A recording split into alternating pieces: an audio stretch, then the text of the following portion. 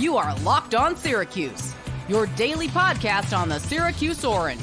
Part of the Locked On Podcast Network, your team every day.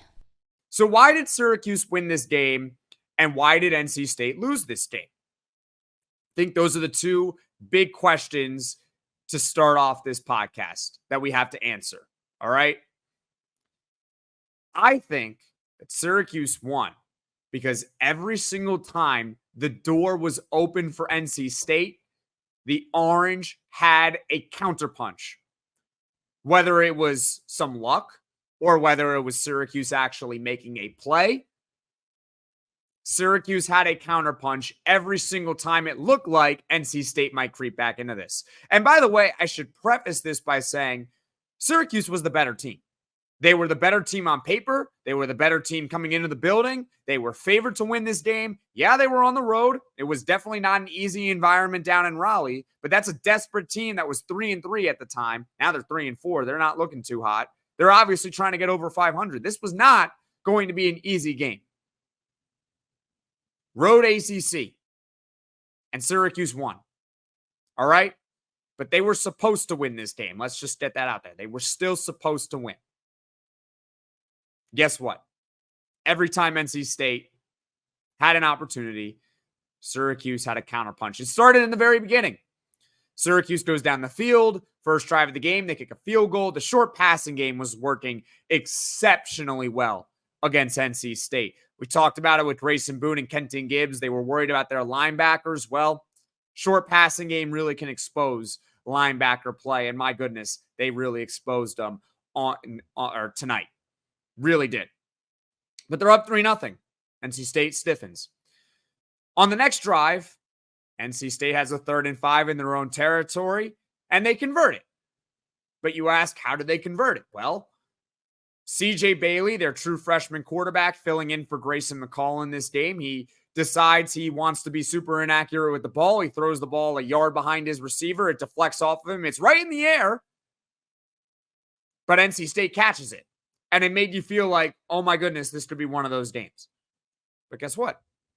This is where kind of the luck factor comes in, where Syracuse stiffens. That's a credit to them. They stiffen. NC State tries a field goal and they miss it. So the Orange stay up 3-0.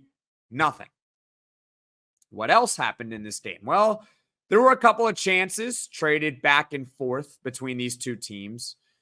And eventually NC State is knocking on the door in the second quarter. They're looking to potentially take the lead. But guess what? This defense, this much maligned defense, which, by the way, was not perfect, and we'll get to the not so perfect parts later on in the podcast, as well as answering the question as to whether or not Syracuse might be back in the hunt? Question mark. All right. Back in the hunt, maybe. But anyway, NC State's driving, second quarter. Their running back fumbles. Derek McDonald with an excellent strip. NC State fumbles. Their first turnover of the game. Syracuse counters. 28-yard touchdown with Umari Hatcher. They go right down the field. And by the way, shout out to Jeff Nixon for that play call. It was a 3rd and 1 on the NC State 28-yard line. And Syracuse was in 4-down territory. They obviously didn't trust their kicking game the entire night. And guess what? It's 3rd and 1. That is the perfect time to take a deep shot. That is exactly what they called. As soon as they called that play, as soon as I saw McCord drop back, I was like, oh my goodness, this was the perfect call. Because as long as McCord doesn't throw a pick, the worst thing that can happen is 4th and 1, and you're going forward anyway. They tried a deep shot. It worked. Back shoulder, Umari Hatcher, touchdown, 10-0 Syracuse. That is taking advantage of a mistake from NC State created by Syracuse. And by the way, all 3 of Syracuse's touchdowns were scored off NC State turnovers. I'm looking at the stats right now. I had it written down. I thought it was true. It is confirmed. That is exactly what happened in this game. That was the first one. McCord to Hatcher off the Derek McDonald strip of the running back near the red zone. That was big time for Syracuse. It put them up 10-0. Huge. Huge. Then, end of the half, Syracuse is up 10-3. Or actually, no, they're not up 10-3. They're up 10-0. Oh my goodness, it should have been 10-3. We don't need to have a whole discussion about the referees, but bottom line, it was a 4th and 2. The Syracuse defense stiffened, but on a field goal try, it was called illegal formation on the defense. They said that the defender on Syracuse, I believe it was Kendrick Brown, was lined up over the center, and to try to clear the air on this call, you don't have to actually be lined up directly over the center. It was kind of a ticky-tack call, but his shoulder was kind of in line with the center shoulder. You have to be completely outside of the body, but I'm not here to get into a whole debate about the call. They call that penalty. Of course, NC State capitalizes. They're only down 10-7 at the half. And you're thinking, oh my goodness. Or at least that's what I was thinking. Oh my goodness, what is going on here? We're clearly the better team. They outpossessed NC State 19-11 in the first half. They had more first downs, more yards. They were clearly the better team, but it's only 10-7 at the half, and NC State got the ball to start the third quarter. And this was arguably the biggest possession of the game. I thought this was the point of the game where it could go either way. All right? Because the game in my mind was still in the balance. Syracuse is only up 10-7. NC State gets the ball to start the second half. The Wolfpack, to their credit, they go right down the field. They go right down the field. And I'm thinking, we're really about to blow this. Are we? Are we really about to blow it? But no. This defense, it stepped up again. This time, a corner blitz. How about that from Elijah Robinson? Screw the rush 3, drop 8. Why not bring a corner blitz that they don't see coming? Devin Grant comes streaming off the edge. Sack fumble on CJ Bailey. Syracuse recovers. I believe it was Justin Barron. Justin Barron had one of the other recoveries. Justin Barron had the recovery on the Derek McDonald on the Derek McDonald play. A defensive lineman got this one. A recovery on the strip sack. And guess what? It led to a Syracuse touchdown to put them up 17-7. That was the play right there. There were a lot of big ones, a lot of big moments. But in my mind, the play of the game, and I promise you, I wrote it down as a play, but I didn't think I would say it's the play of the game. It was the play of the game. The Devin Grant strip sack on CJ Bailey completely changed it, because Syracuse then goes up 17-7. And at that point, you're thinking that Syracuse is going to win. That somehow they're going to find a way to win, which is exactly what they did. All 3 touchdowns were scored off NC State turnovers. We've gone over the first 2, but then there is the third one, obviously. The third one, I believe this was the end of the third quarter when this happened. Yes, I have it in my notes. It was the end of the third quarter. NC State, once again, they're driving. Credit to them. They had converted a big 4th and 12 earlier in the drive. I wouldn't have gone for it, only down 10 points in the third quarter, but I get the desperation, I guess. You don't necessarily trust your defense will get a stop. I get it. It's the Syracuse offense. They're going to move the ball. They're going to score points. And credit to the NC State defense, they only scored 24. Could have been a lot more if they trusted their field goal kicker, but you get the idea. All right. And Justin Barron, I thought he had a heck of a game. It was his best game of the season, was in the right spot at the right time. It was on a 1st and 20 play, and CJ Bailey, I don't know if it was necessarily a bad throw, but we talked about how in the first quarter, how a ball batted off an NC State receiver right into NC State. Well, guess what? It all evens out. Not just on the fact that they missed a field goal, but then late in the third quarter, it bounces right into the hands of Justin Barron, who then goes on a big return.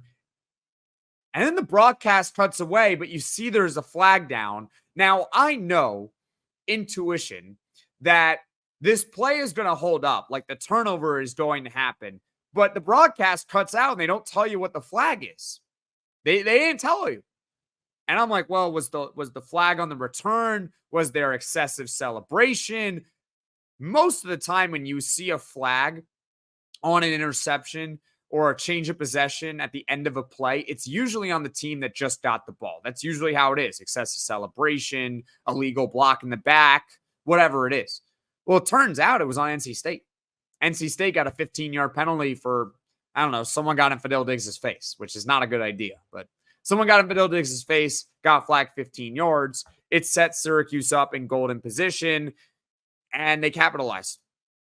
Jackson Meeks got the touchdown. He had a heck of a game. Let me pull up the stat sheet, what Jackson Meeks did. He was the leading receiver, 11 catches, 116, and 1 touchdown. So, yeah, another great game from Jackson Meeks. He was sensational, the wide receiver 1 on this team. Number 1 outside wide receiver, at least. That's how they converted. They took a 24-7 lead.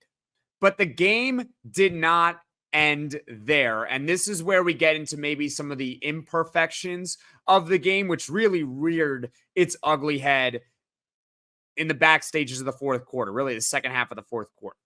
All right, Syracuse up 24-7. They're in full control. And then a play or two later, you just can't let up a big play. Let them march down the field all you want. NC State gets like a damn near 80-yard touchdown on a broken play. CJ Bailey was rolling to his right. He hits his receiver wide open down the field. And here's the deal with that play, because I know you guys are going to comment, what about the officials? The officials sucked. And they do suck. I agree with you. I think on this play, I think we can all be reasonable. 2 things can be true. Number 1, the receiver was clearly out of bounds, entered back the field of play, which means technically he cannot touch the ball first. He was not forced out of bounds like the replay booth said. That's what the ruling was. They ruled that not that he wasn't out of bounds, they ruled that he was forced out of bounds. He was not forced out of bounds. If that's forced out of bounds, then every tackle is unnecessary roughness. There is no way he was forced out of bounds, okay? That play should not have counted. Should not have counted. All right? But this is where I say 2 things can be true. I think we can all be reasonable and say that in that situation, you have a 17-point lead with about 7-ish minutes to go in the game. You just can't let anyone get behind you. That's it. And on that play, there was no defender behind that receiver. You just got to play prevent defense, and they didn't execute well there. And to be honest, him stepping out of bounds, should the play have counted? No, but it really did not impact Syracuse defending that play. At least from what I saw. That is something that going forward has to be fixed. That in a prevent defense situation, you just got to let the opposing team take their 5 or 10 yards and move on. All right? Then Syracuse makes a couple of great conversions. They chew a lot of the clock. They go for it on a 4th and 7 in the red zone, but again, they weren't kicking the ball. They didn't trust their field goal game. And they get stopped. They're still up 24-14. They're in good position. Same situation, though, as the previous drive. Just don't allow a big play. There's 3 minutes to go in the game. NC State has 1 or 2 timeouts left. Just don't let up a big play and you win. Well, they didn't really let anyone behind them. The issue here was tackling. A 4-yard check down turns into a 72-yard catch and run because 4 or 5 players just, quite frankly, they whiffed on a tackle. They whiffed. That's not on the defensive coordinator. That's not on coaching. I mean, they just make a tackle. Even if the guy broke a tackle and got 10 yards, it's not the end of the world. It turned into 72, but credit to the defense. Once again, they forced 3 turnovers, and credit for them for holding NC State to a field goal. Credit to them. They got a big sack. It forced NC State to call a timeout, I believe. They stopped them in the end, 24-17. Syracuse redeems itself from the Georgia Tech game. They get the onside kick, and it was a very good onside kick. That ball hopped in the air perfectly, 10 yards down the field, but Jackson Meeks, the hands team was on. He comes up with the onside kick, and Syracuse wins this game 24-17.